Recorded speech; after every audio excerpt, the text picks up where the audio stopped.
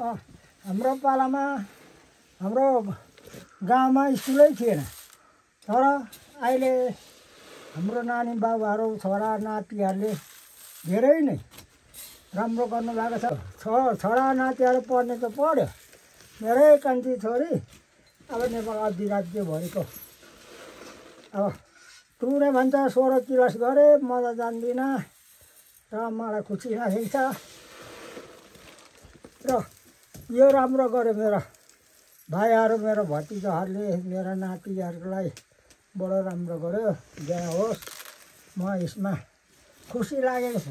पहिला लेखापढी गर्ने त राणा शासनको पालामा हात काटेर अनेको पढ्नु नदिएर ध्वाकास गरे, मेरो बाबुहरूलाई गरे भन्थे।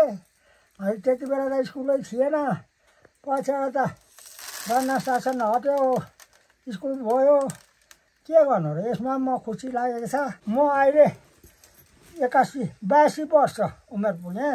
मेरो नातिहरूलाई नातिनीहरूलाई खाजाको स्वरूपमा म यति दिँदैछु है। तिम्रो कुरा सक्छ पनि के ल है ल एकदम लेखेर ल मेरो छोरा नातिहरू राम्रो गर। लु लु लु लु धन्यवाद।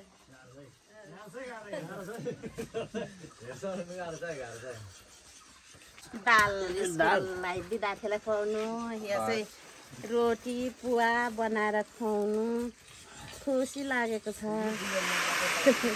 वर्षमा एकचोटि 2 चोटि नै आउनु न मेरो।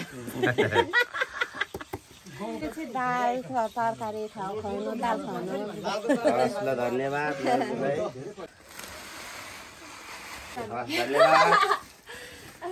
एकदम राम्रो लाग्यो मलाई। ल धन्यवाद। यो चाहिँ तरकारी खाने दाल है, फेरि यहाँ देख्नु ल। एकदम ठिकै लाग्यो दाइ। केटाकेटीहरूको लागि राम्रो होस् न, राम्रोसँग लगेर बनाएर खुवाउनु ठिकै लाग्यो भाइ। के गर्ने अब यस्तै हो नि, अब बच्चाहरू पढाउने बढाउने अब यसै गरौँ भनेर तपाईँले भन्नुभएको। अनि यही भनेर हामी होइन गयौँ भने कोदो लाने हो, कोदो दिन्छौँ त। राम्रै छ नि यो। अब दुःखको विद्यालयहरू छ होइन, गाउँले मात्रै थाम्नु नसकिएला होइन, नेपाल सरकारले पनि हेरिदिनु पर्यो।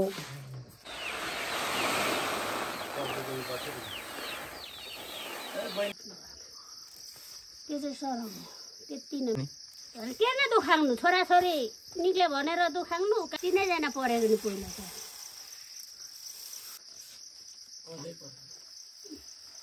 मकै चाहिँ छ भने 3 लाख रुपियाँ